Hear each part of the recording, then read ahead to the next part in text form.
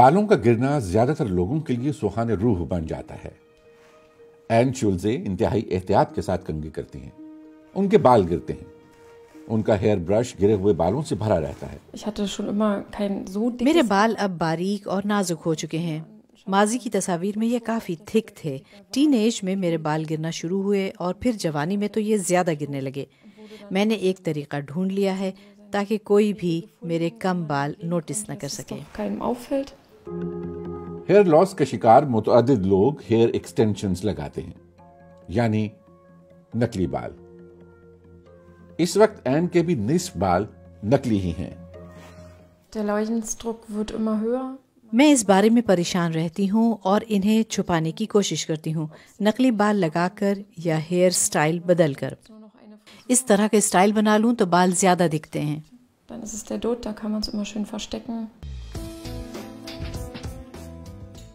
26 سالہ این بالوں کے مسئلے کو لے کر ڈاکٹروں اور ماہر امراض جلد سے بھی رابطے کر چکی ہیں، لیکن انہیں اس کا کوئی حل نہیں ملا۔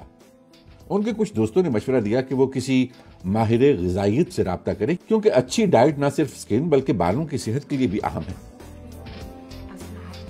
یہ خاتون بھی ہیئر لاس کا شکار ہیں۔ انہوں نے اپنے بالوں کے پتلے پن اور سکن کی بیماریوں کے لیے ڈاکٹر نیکول لنڈ سے مشورہ لیا۔ آپ سے دوبارہ مل کر اچھا لگا۔ مجھے خوشی ہے کہ آپ کا مسئلہ حل ہو گیا ہے، سب کچھ ٹھیک ہو چکا ہے۔ اب میں نے متوازن غذا لینا شروع کر دی، وہ بھی زیادہ تر سبزیوں کے ساتھ۔ میں نے گوشت ترک کر دیا اور ڈیری پروڈکٹس کو متبادل غذا سے بدل دیا، جیسا کہ اوٹ ملک۔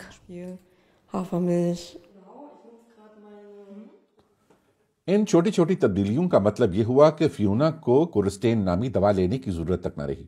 اب وہ سکن کیئر کی روایتی پروڈکٹ سے ہی اپنا خیال رکھ سکتی ہیں۔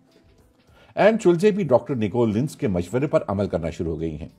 انہیں لگتا ہے کہ وہ بھی متوازن غذا سے ہیئر لاس سے چھٹکارا پا سکتی ہیں۔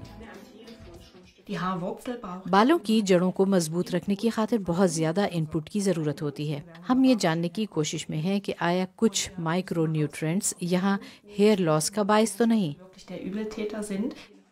ہیئر لاس کے حل کی خاطر ڈاکٹر نیکول میتھی دانہ تجویز کرتی ہیں۔